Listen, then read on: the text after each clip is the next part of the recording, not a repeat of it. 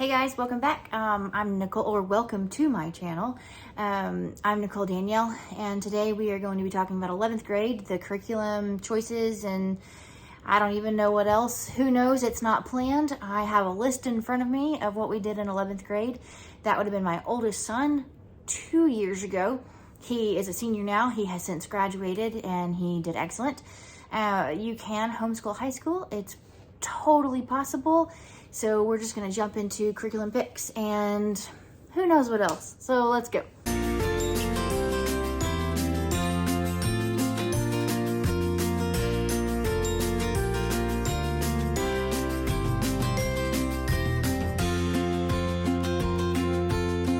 So, like I said, 11th grade, we are talking curriculum. 11th grade was fun. 11th grade was kind of like the last year that I had my oldest son under my wings, and I didn't realize that. So if you are planning for the 11th grade, right now currently, realize that this might be your last year that you are picking curriculum. And I say that because my son's senior year, he did all dual enrollment classes. And so it just really depends on how you've planned out their high school year and what state and stuff you're in, and what their choices are going forward in their future. But I just wanted to say that right now, because when I was planning the 11th grade year, that wasn't something on my radar. I figured I had a senior year, and I ended up not having a senior year. So take heart, Mama, you're not alone. And it's a beautiful thing to watch them spread their wings and kind of soar. It's really, really cool. For Bible, we used Ambleside again, and we did not switch that his 11th grade year. They have a Bible reading plan that they follow, and we just stuck with it. He read the books This Changes Everything and Apologia for the Law and the Sabbath. Our family, we love the Messiah, Jesus. We call him Yeshua.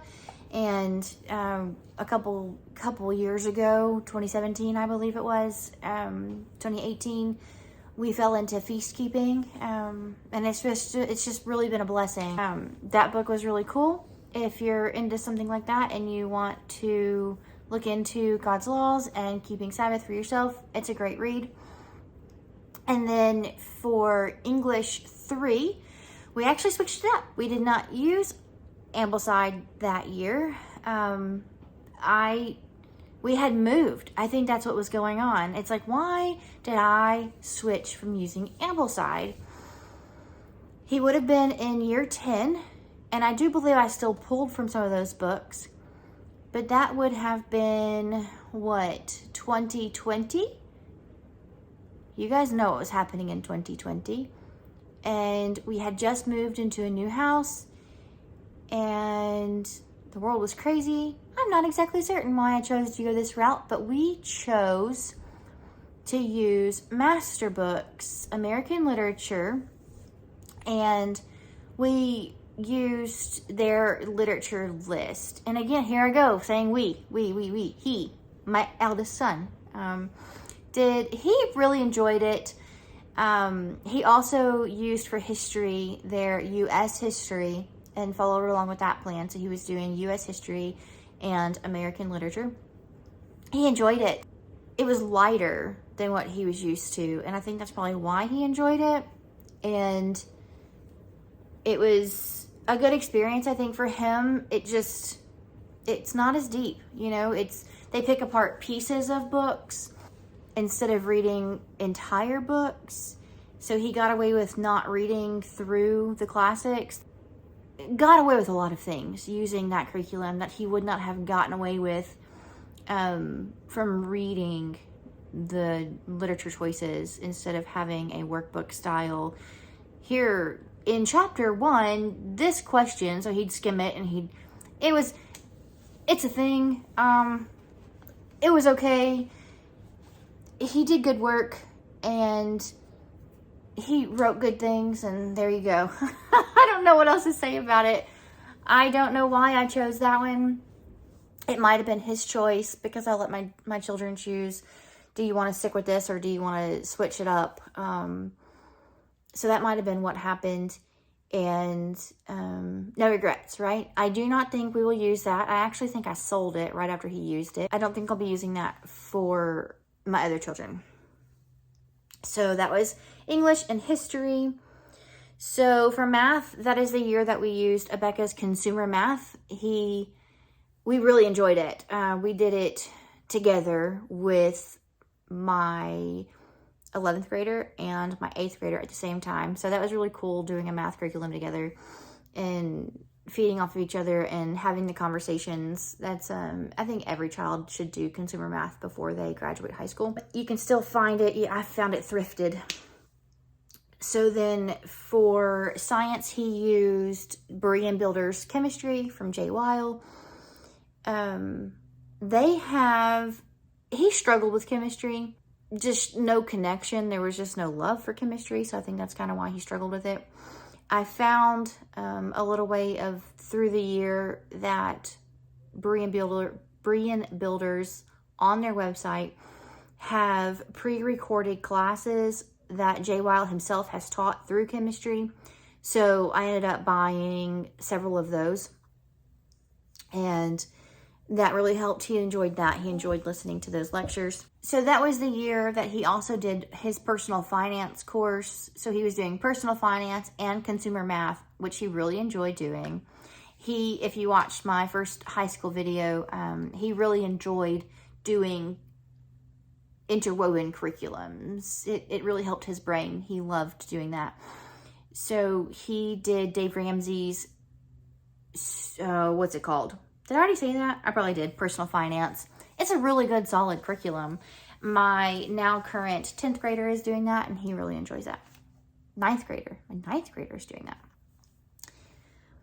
For health, again, we do health every single year for high school.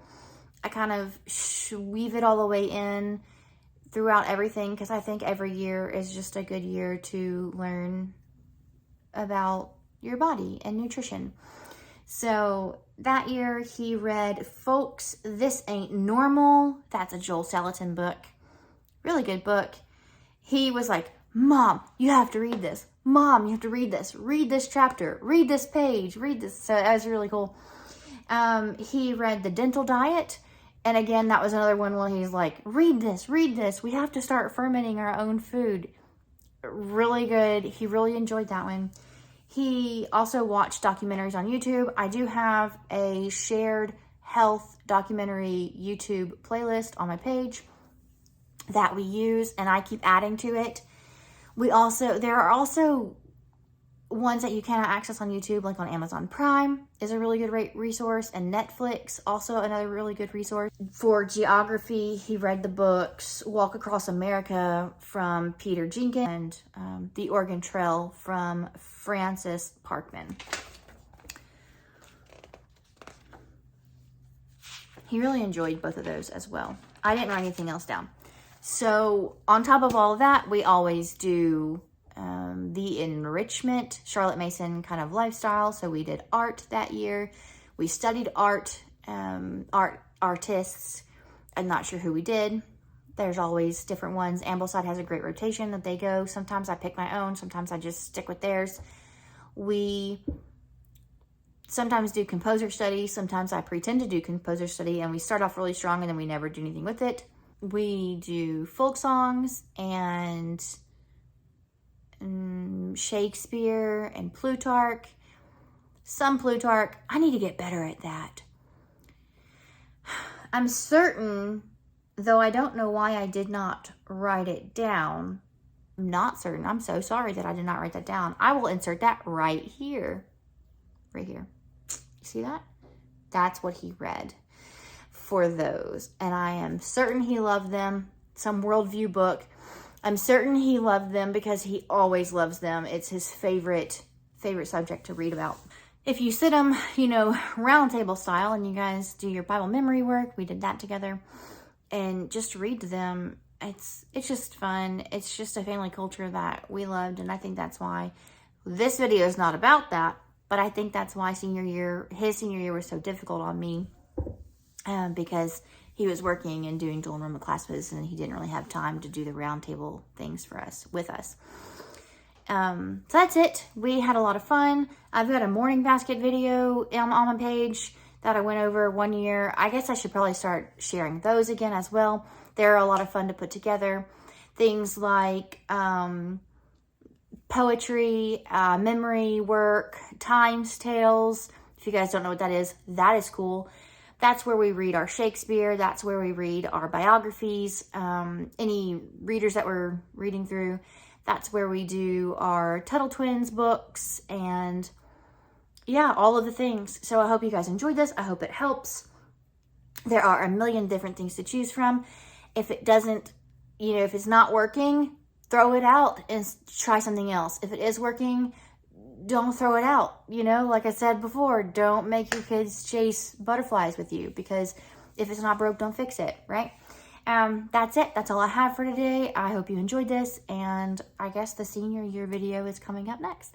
So see y'all later. Thanks for coming.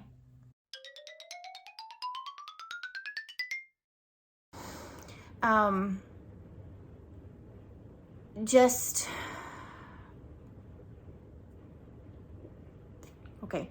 So just like, my camera is being weird. Sorry. I moved my book. Okay, and we're back. Let's see. I need to stop saying, let it out. Okay.